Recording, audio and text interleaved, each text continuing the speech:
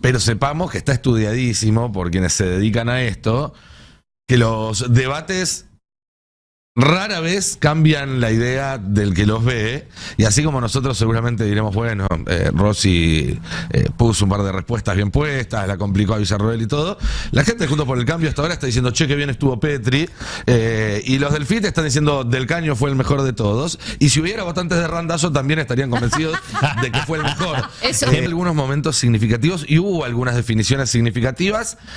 Para mí la más fuerte, que no sorprende, pero sí de alguna manera ratifica algo, es que Victoria Villarroel, cuando tuvo la oportunidad de matizar en alguna manera lo que sabemos que ella piensa, lo que sabemos que ella... Cuando tuvo la posibilidad, pongámosla de alguna forma, de caretearla un poco, y no lo hizo, decidió no hacerlo. Ella está convencida que su personaje es full Videla. Sí, no. Ayer era el día en el cual ella podría haber tratado de mostrar otra carta, de aspectar un poco su mensaje en ese sentido, y no lo hizo. Y creo que uno de los momentos más significativos del debate fue justamente cuando Agustín Rossi, mano a mano, le dijo: vos no crees en la democracia, sos una infiltrada como Astiz. Vamos a verlo, porque me parece que ahí es el único momento donde ella se le borró la sonrisa del rostro. Prestemos la atención. Cuando me reuní con algunas de las personas que han sido condenadas o imputadas por lesa humanidad, lo hice porque estaba investigando para un libro. También me reuní con montoneros a los cuales, siendo terroristas y que agredieron a las víctimas que represento hace 18 años, les di la confidencialidad que debía al momento de reunirme con ellos y que ellos me contaran los crímenes que habían cometido en las organizaciones armadas que integraron. Así que lo que hice es algo plenamente legal, es algo que no es un delito, es algo que te permite conocer la historia, y además cuando no la viviste, como es mi caso, porque yo no fui contemporánea de los hechos, tal vez a diferencia tuya, lógicamente necesito escuchar de sus protagonistas, me caigan bien o no, lo que pasó en la historia. La verdad que no te creo nada. Yo creo que vos en el fondo reivindicás la dictadura. Nunca te escuché una crítica a la dictadura, nunca te escuché criticar la tortura, nunca te escuché criticar el robo de bebés. ¿Sabés a quién me hacía acordar? A Astiz. ¿Viste que Astiz se infiltró? Que en las organizaciones de las madres, vos sos una infiltrada de la democracia. Vos no crees en la democracia. Sin embargo, yo creo que evidentemente no solo creo en la democracia, sino que le he reclamado a la democracia que reconozca a las víctimas del terrorismo, civiles y no combatientes que fueron agredidos por organizaciones armadas como las que vos implícitamente estás defendiendo. Bien, ahí veíamos ese intercambio. Insisto, creo que fue el único momento de la noche donde ella sacó esa sonrisa que tenía y tenía un rostro y fue más adulto. Rossi. Sí. Lo que no dice ella es que el libro ese para el que estaba investigando era un libro para defender a los genocidas. Sí.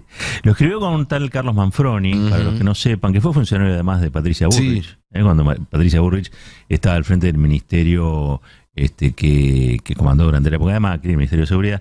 Y ese Manfroni era uno de los que dirigía la revista Cabildo. Sí, claro. Allá por los primeros años de los 80, del gobierno radical, fueron los que acuñaron la frase la sinagoga radical para referirse al gobierno de Raúl Alfonsín, y también, obviamente, ¿no?, defensores del genocidio, defensores de las cuestiones biologicistas. Ojo con eso, trajo a un debate a candidatos a vicepresidentes, esta señora, el tema del biologicismo. Después de Mengele, está mal visto el biologicismo en el mundo. Sin embargo, ella lo trajo como si fuera algo que había ocurrido hace 15 minutos, algo que viene de un pasado trágico y tenebroso. Manfroni, cuando había sido designado por Bullrich, fue que salió Charly García a contestarle por una carta que él había escrito durante la dictadura, diciendo que los rockeros eran tal y cual cosa. Sí. Muy moderno todo. Sí. No, bueno, es que claramente detrás del personaje de Marvel, que hablábamos recién, se esconde todo un legado siniestro para la democracia argentina. Digo, el tío represor, el padre del que hablaron, que yo estaba como sobrevolando, un tipo un cara pintada, ella lo menciona como héroe de Malvinas, bueno, un cara pintada, que tipo que se alzó contra la Constitución. Sí. O sea, y ese libro yo les recomiendo que lo vayan a leer. Porque a fin de cuentas yo creo que hay que exhibirlos nada más. Digo, yo les recomiendo que lo vayan a leer, porque ahí hay una reivindicación abierta de los métodos practicados por la dictadura cívico-militar. Entonces, cuando Rossi remarcaba lo de los niños, el robo de los niños, que tiraban a la gente de los aviones, qué sé yo, bueno, ella está defendiendo ese tipo de cosas desde siempre.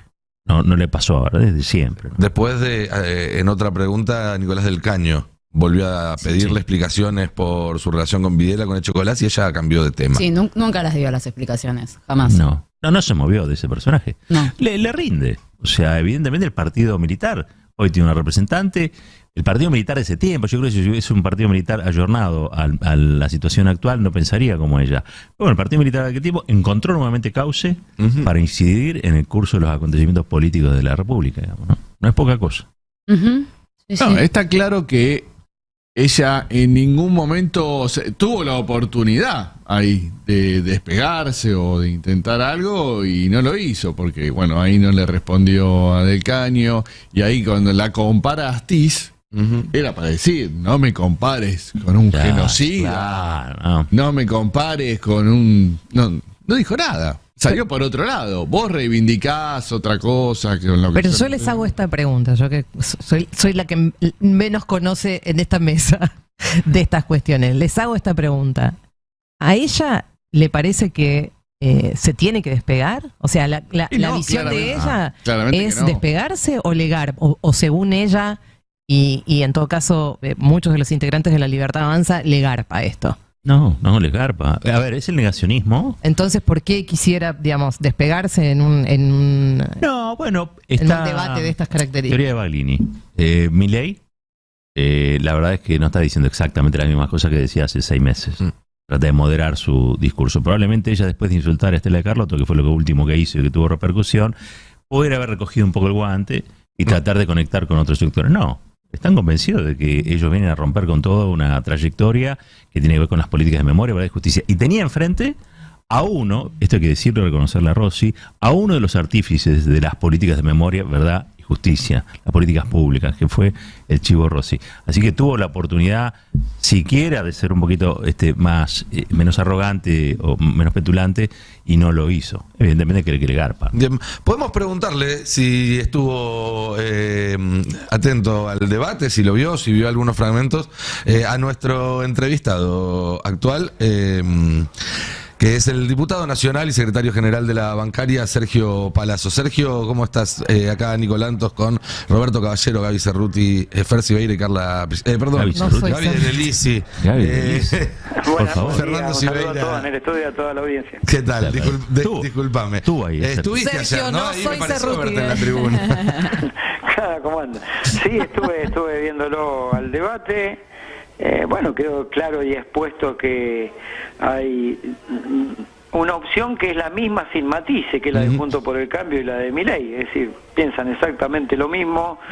En materia de seguridad se pelean por ver quién tiene la mano más dura, en materia de ajuste se pelean por ver quién tiene la motosierra y quién tiene la tijerita, en materia económica se pelean por ver quién es más libre mercadista, y en materia laboral se pelean por ver quién le quita más derechos a los trabajadores. Así que hay una sola opción en el cual es una carrera alocada a ver quién le recorta más derechos a la sociedad, y del otro lado, bueno, estaba claramente Agustín, que es un compañero nuestro, que tiene una larga trayectoria, que tiene en su haber sido el presidente del bloque durante el gobierno de Cristina y creo que parte del de Néstor, y donde se sancionaron para los trabajadores casi 80 modificaciones de la ley de contrato de trabajo, todas favorables a los trabajadores, y él fue el presidente del bloque que las acompañó, impulsó y las hizo votar. Así que mucho para decir que no sea la objetividad de que de un lado estaban los que le dieron derecho a los trabajadores y del otro los que se los quieren recortar. No tengo mejor definición que esa para empezar. Bien, ¿y cómo viste a Rossi en el debate? ¿Cómo te pareció que el mensaje que tiene que llevar a la sociedad de Unión por la Patria en esta campaña estuvo bien representado?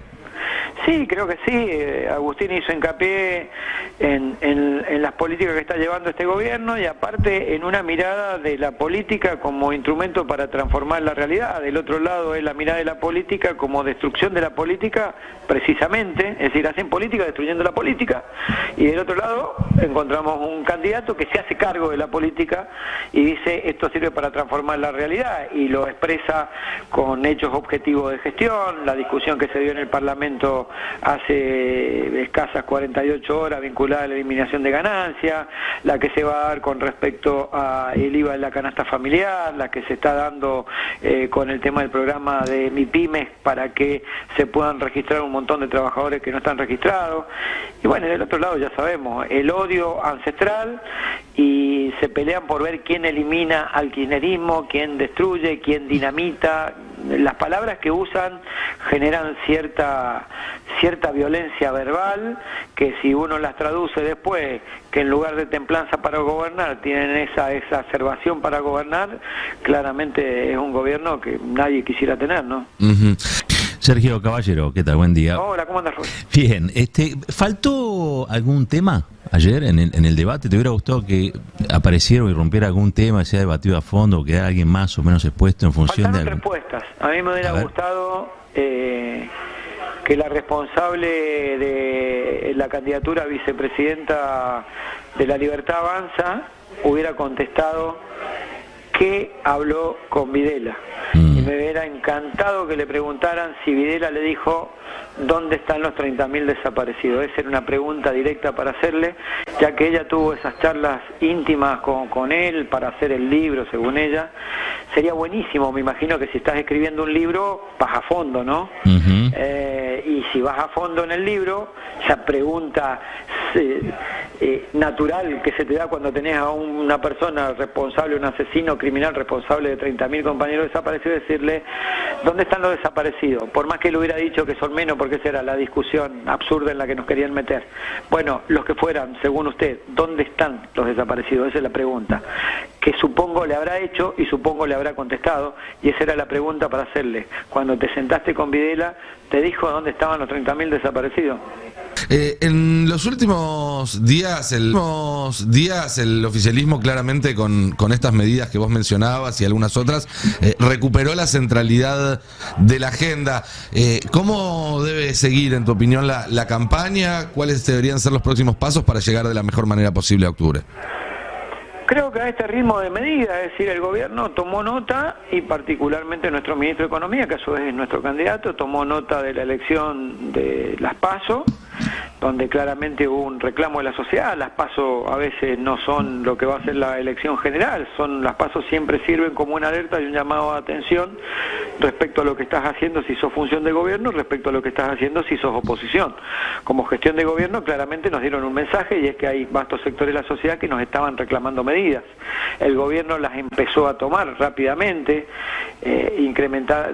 eximiendo del IVA la canasta familiar, este tema del impuesto a las ganancias, este tema de acompañar a las pymes en un proceso de registración de trabajadores.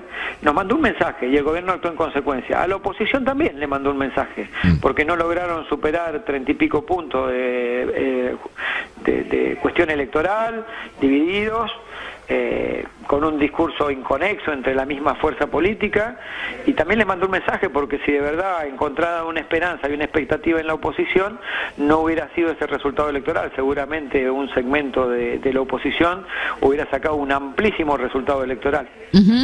Sergio, ¿cómo estás? Carla Pelliza te saluda. ¿Qué tal, Carla? Ayer me llamó la atención porque veía un tuit del diputado Fernando Iglesias replicando una foto del palco donde estaba Sergio Massa con los dirigentes sindicales, y en esa foto aparece Pablo Moyano haciendo fuck you. Y Fernando Iglesias relataba, no te quiero enamorar, pero ese fuck you es para mí, porque yo le hice la seña de las dos muñecas juntas, advirtiéndole que era lo que iba a pasar a futuro. Las dos muñecas juntas quiere decir que les va a poner las esposas y lo va a meter preso.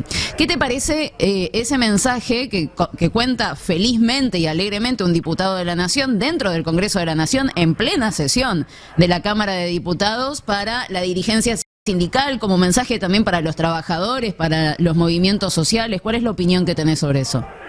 Bueno, ese diputado siempre tiene actitudes provocativas, interrumpe en las sesiones, agravia, es como que no tiene un control de lo que dice, que haga ese tipo de gestos, la verdad que está muy alejado de lo que uno buscaría de un representante institucional en la Cámara y más adentro de la Cámara, ¿no? En segundo lugar, la verdad que él se ponga en el lugar de que va a poner preso a alguien, viene a demostrar una vez más que cuando fueron gobierno manejaron la justicia políticamente, porque para poner preso a alguien, que no creo que sea el caso de Pablo Moyano, porque no tiene por qué ir preso, porque no ha cometido delito alguno, el tema es que lo tiene que investigar la justicia y resolver la justicia. Ahora, si un diputado que pretende ser gobierno, su espacio político, está anunciando eso, lo que está diciendo claramente es que no hay independencia del Poder Judicial de ese espacio político, sino que a una parte de la sociedad judicial la maneja ese espacio político.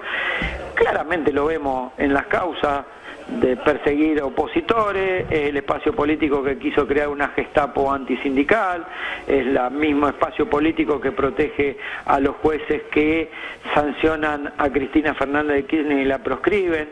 Nada nuevo en el horizonte viniendo de ese espacio político, nada nuevo en el horizonte proveniendo de un provocador profesional como es este diputado. Y te consulto sobre lo que va a ser la agenda parlamentaria antes de las elecciones. Se está trabajando mucho el proyecto de IVA para que la devolución sea ley. Me estaban comentando que probablemente haya una sesión la primera semana de octubre en diputados. Ahora Ganancias también pasa al Senado. ¿Cuáles son las informaciones que tenés sobre esos proyectos? ¿Te parece que Ganancias se convierte en ley? Y si te parece que IVA también puede correr la misma suerte. Sí, ayer estuvimos hablando con los integrantes del Senado y hoy mismo tratan ya el tema de ganancia en Comisión de Presupuesto de Hacienda.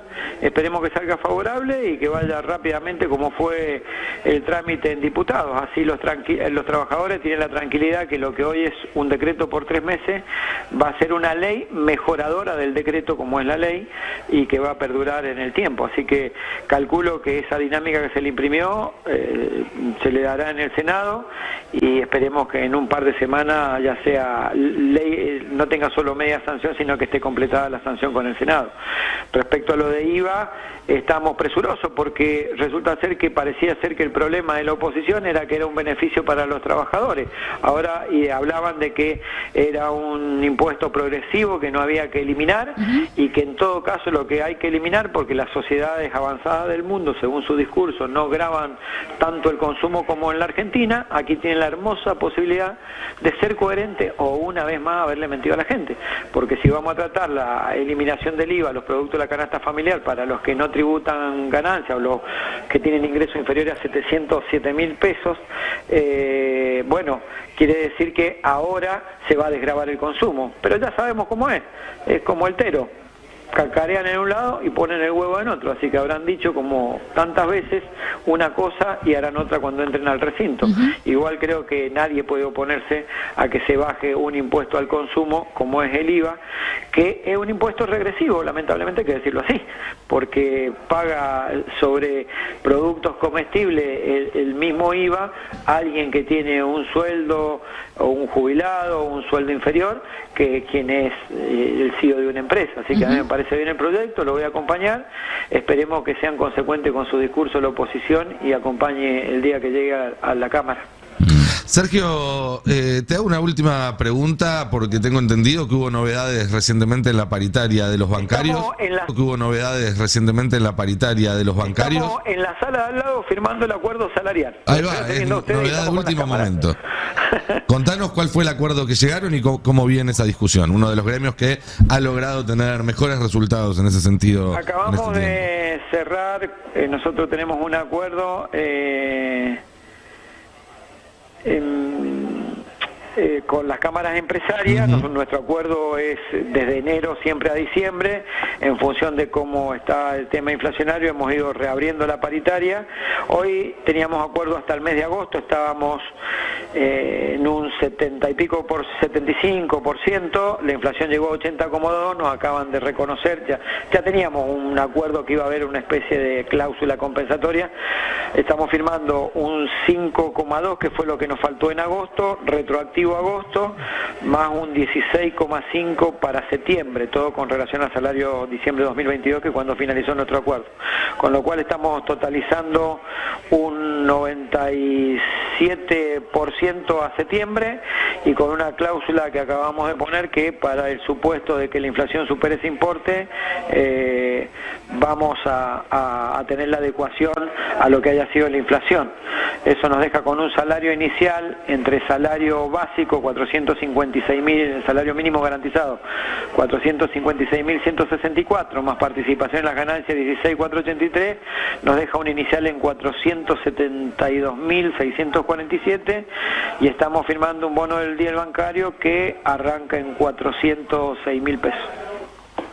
Bien, impresionante, la verdad. Debería haber más gremios como el de ustedes. Bueno, muchas gracias. Ahora tengo que firmar el acta nada más. Bien. Vamos nosotros, vamos. Sí, sí. ¿Nos podemos afiliar? Cuando quieran, siempre son bien recibidos. Te dejamos entonces que vayas ahí a poner el gancho, Sergio. Como siempre, gracias por atendernos y para charlar con nosotros. Muchas gracias a ustedes, hasta luego. Hablamos con Sergio Palazzo, secretario general de la Asociación Bancaria y diputado nacional. Bien, buenos números. Era por ahí. Era por ahí porque además muchos bancarios se vieron beneficiados además por el tema de ganancias. Sí, él subió un video el otro día muy contento poniendo su voto en la pantalla y no es para menos. Era históricamente uno de los gremios que levantaban esa bandera. Bueno, 10:15 de la mañana, vamos redondeando este pase.